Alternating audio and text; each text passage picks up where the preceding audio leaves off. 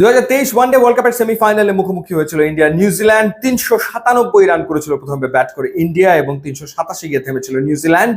আরেক সেমিফাইনালে south Africa Australia মুখোমুখি হয়েছিল, যতদূর মনে পড়ে 212 রান চেস করে জিতেছিল অস্ট্রেলিয়া।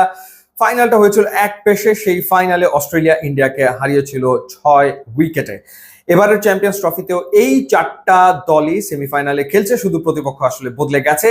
সেমিফাইনালে 4 তারিখে দুবাইয়ে ইন্ডিয়া মুখোমুখি হচ্ছে অস্ট্রেলিয়ার, আর এক সেমিফাইনালে সাউথ আফ্রিকা মুখোমুখি হবে নিউজিল্যান্ডের। 2023 ওয়ানডে ওয়ার্ল্ড কাপে ইন্ডিয়া একচেটিয়া দাপট দেখিয়ে টানা 10 ম্যাচ জিতে ফাইনাল খেলেছিল ফেভারিট হিসাবে, কিন্তু প্যাট কামিন্স পুরো স্টেডিয়ামকে চুপ করিয়ে দিয়েছিল এবং অস্ট্রেলিয়া কাপ জিতে নিয়েছিল। সেই ঘটনাটা ঘটেছিল। এবারও ইন্ডিয়া দুর্দান্ত ফর্মে রয়েছে, টানা 6 ম্যাচ জিতে তারা চ্যাম্পিয়ন্স ট্রফির ফাইনালে পৌঁছে গেছে, সেমিফাইনালে পৌঁছে গেছে।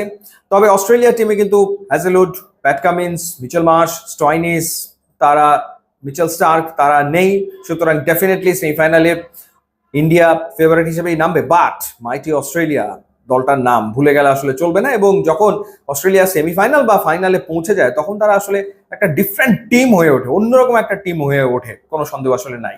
সাউথ আফ্রিকা এবং নিউজিল্যান্ড আর এক সেমিফাইনালে মুখোমুখি হচ্ছে, এবং সাউথ আফ্রিকা টি20 ওয়ার্ল্ড কাপের ফাইনালে গিয়ে চোখ করেছিল ইন্ডিয়ার এগেনস্টে। তাদের সামনে সুযোগ এবার আরো একটা ফাইনালে খেলার এবং কাপ জেতার।